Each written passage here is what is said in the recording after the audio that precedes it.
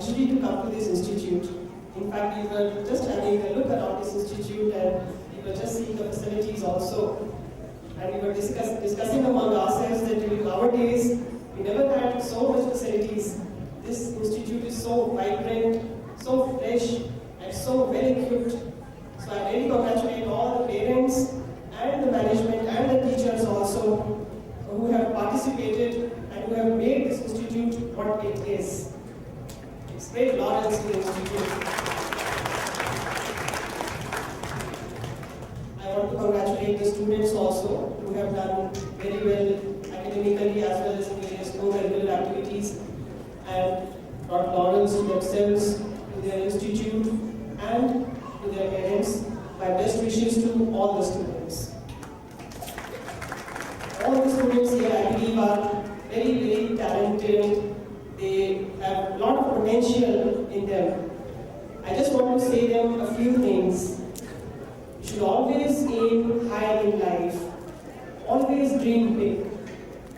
Only when you dream big, you will have the impulse and the drive to work to fulfill those dreams. Always be disciplined in making your efforts. Never follow any shortcuts in life. Hard work, sincere hard work, in the right direction and with a purpose is the only path that can take you to success. And be persistent in your efforts. Have a strong will and determination to succeed. I will never say dice for it. Never let the initial obstacles or setbacks to deter you or demoralize you. Have courage and conviction in your goals. If you have that, nothing is impossible. You can achieve anything and everything under the sun. But of course, you need to have full faith in yourself, full confidence in your capabilities, and of course, a positive attitude. At times, it may happen that because of some initial setbacks, you may tend to lose faith in your abilities or your confidence may get shaken. But just remember that these are all passing phases. Take them as learning experience and you will come out of such phases even wiser. And please remember that this is a very, very competitive world. So some obstacles, some setbacks will be there. So you should always be emotionally and mentally prepared to handle them. You should never allow stress to set in because of such adversities. You should always be prepared to take them in your stride, move on, and with renewed vigor and renewed energy, make a fresh beginning. I want to share one thing which is slightly different also. I find that these days, the kids are spending a lot of time in video games.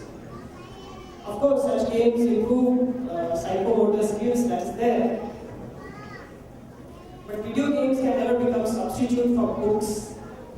I want children to cultivate a habit of reading books.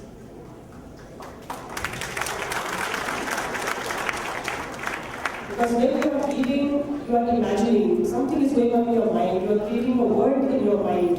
You are giving shape to a world. And as you are giving shape to a world in your mind also grows. It's a different experience altogether. And video games can never provide you the experience which reading books can provide you. And you should do that as a matter of habit. Not that one day you read a book and then you say, okay, I've done my work, I've read a book and okay, go. Make it a habit. I understand that you cannot read a book every day, but whenever you get time, do read books, read good books. I see lots of parents here, so I want to share some thoughts with parents also. Not as a keynote speaker here, but as a parent myself. I also have two small children, a 6-year-old boy and almost 10 months old daughter. So as a parent, I want to share some thoughts. Generally speaking, I'll just generalize it. So generally speaking, there are two kinds of parents in this world. That is my personal opinion basically, and I will not go into specifics. There is one category of parents who, because of their pressing commitments, find it very difficult to give adequate time to their children. And then to make up for that, they say, quality time with their children. So once I asked some parents, what do they mean by quality time? Because being in a 24/7 profession myself, I also wanted to spend some quality time with my children. So they said taking their children to a mall or to a movie or to their favorite eating joint or to their favorite destination or just getting them toys or playing games, in fact overloading them with toys. So that is how they spend quality time with their children. So I personally feel that spending time with children in this way, once in a week or once in 10 days and then terming it as a quality time is not really a very happy scenario. Personally speaking, I feel that this is not the way we should spend time with children. Now parents, I've seen that they spend more time on social media, on Facebook than with their children. Mothers spend more time on mobile phones than on their children, either chatting or messaging or WhatsApping and whatnot. So I don't mean to cause any offense to anyone. It is just my personal observation.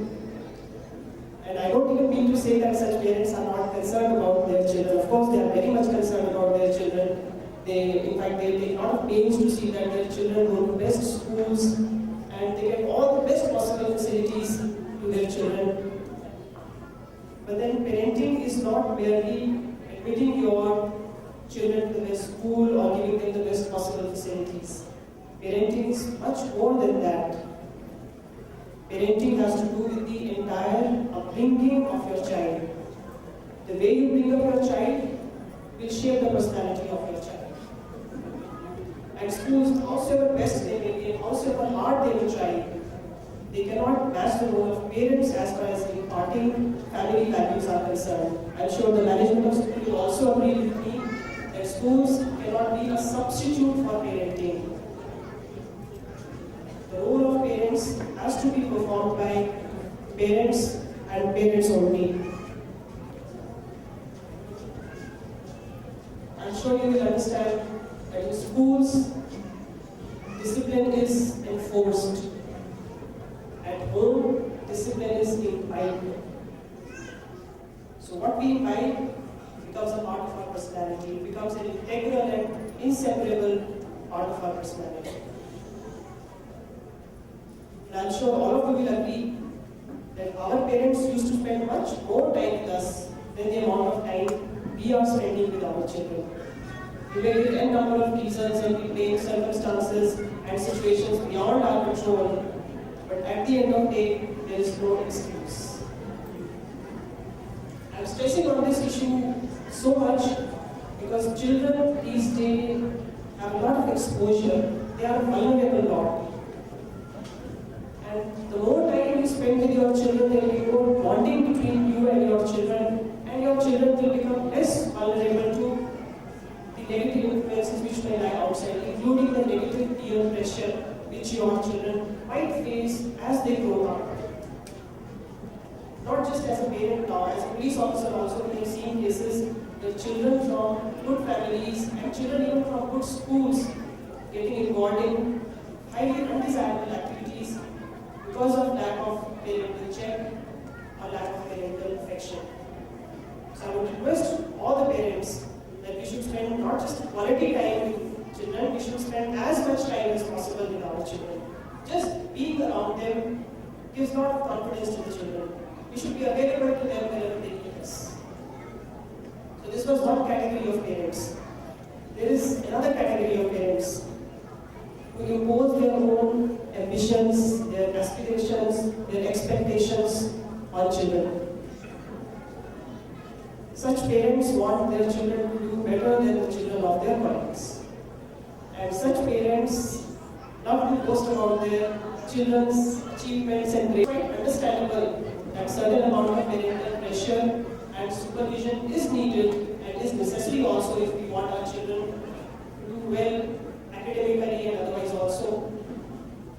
But we should see that this pressure should not become too much for our children to handle. Because certain amount of pressure will make your child bloom, but pressure beyond that will make your child bend. I have seen parents who actually induce performance anxiety among their children by just overburdening their children with their expectations. Parents have heightened expectations from children, then in a way parents also end up making some emotional investment in the performance of the child.